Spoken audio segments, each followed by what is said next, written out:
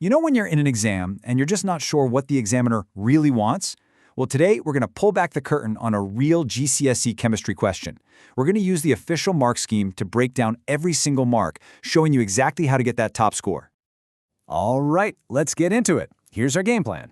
We're taking on question 5 from the AQA June 2023 higher paper.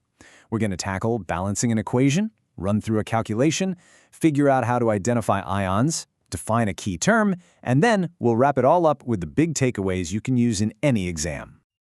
Okay, first things first. Before you even get to part 1 of a question, the examiners always give you a little bit of context. Now, this isn't just filler text, it's a massive clue that tells you which part of your brain to switch on. And there it is. The whole question is about copper extraction, and our star player is this compound, chalcopyrite. Every single part that follows is going to link back to this idea, so getting this locked in your head from the get-go is your anchor for the entire question. First up, a skill that is pretty much guaranteed to pop up on your paper: balancing a chemical equation. This is your chance to bag some nice, straightforward marks right at the start, as long as you've got your method down. So here's the question itself. Take a look at those command words, complete and balance. That's a direct order. And see that little bit in the brackets, 2 marks? That's your biggest clue. It's telling you there are 2 very specific things the examiner needs to see to give you full credit. And this is where we see the secrets of the mark scheme. Now, of course, the full, perfectly balanced equation gets you the 2 marks. But look closer, you get 1 mark just for knowing that oxygen, O2, is the missing reactant. The second mark comes from getting that balancing number 4 in front of it. This shows that even if you're struggling with the final balancing, you can still pick up points. So always write down what you know. Okay, on to a 3-mark calculation. Now, this is where a ton of students can accidentally drop marks. And it's usually not because their maths is wrong, but because they don't clearly show they're working out. Let's make sure that doesn't happen to you. So, the mission is to calculate the percentage by mass of copper. And look, the examiner has given you a little gift right there in the question, all the relative atomic masses you need. No need to waste time scanning the periodic table. So, how do we absolutely guarantee we get all 3 marks? Well, it's a simple 3-step recipe. First, you've got to calculate the total mass of the entire compound. Then, you plug that number into the percentage mass formula. And finally, you give the answer. Following these steps in order is the key.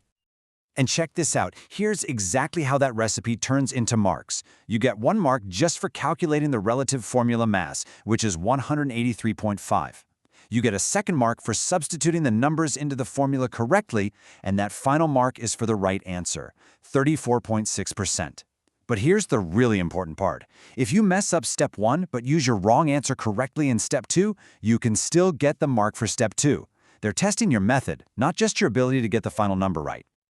All right, we've done balancing, we've done a calculation. Now the exam is switching gears and taking us into the lab. This next part is all about testing your memory of those required practicals and the chemical tests you just have to know. Another 2-mark question, which means another classic exam trap.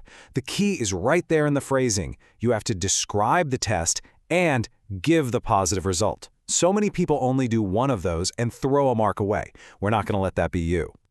What's great is that the mark scheme gives you 2 different routes to get full marks here. So, option 1, you add sodium hydroxide solution and you'll see a blue precipitate form. Option 2, you do a good old flame test and you'll see a green flame. As long as you give one of those pairs, you're getting both marks. Now, this bit is absolutely crucial. Your result must match the test you said you were going to do. You can't mix and match. Saying you'll do a flame test and see a blue precipitate, that's an instant 0 marks because it shows you don't understand the chemistry. It's also good to know there's a little bit of wiggle room. They'll also accept blue-green for the flame test. For the final piece of the puzzle, we're moving away from practical tests and back to pure knowledge recall. They want you to define bioleaching, which is a really modern, more eco-friendly way of extracting metals from their ores. And look, there's that pattern again. A described command word, and 2 marks up for grabs. By now, your brain should be firing off signals, thinking, okay, the examiner wants 2 key bits of information in my definition. And here they are, straight from the horse's mouth. First mark, you have to mention the use of bacteria. It's the bio in bioleaching. Second mark, you need to say that these bacteria produce leachate solutions, which is basically the soupy liquid that contains all the metal compounds you want. Get both those points down, you get both marks. Simple as that. So let's just zoom out for a second. We've just picked apart one single question, but just think about the sheer range of skills it demanded from us. It was like a mini workout for our chemistry knowledge. Think about it. This one question tested your equation balancing, your calculation skills, your hands-on lab knowledge, and your ability to define scientific terms. It just goes to show you can't revise in silos. Examiners love to design questions that test your ability to jump between different skills quickly and accurately. And that's the real game. You see, knowing exactly what the mark scheme is looking for is a genuine superpower in your exams.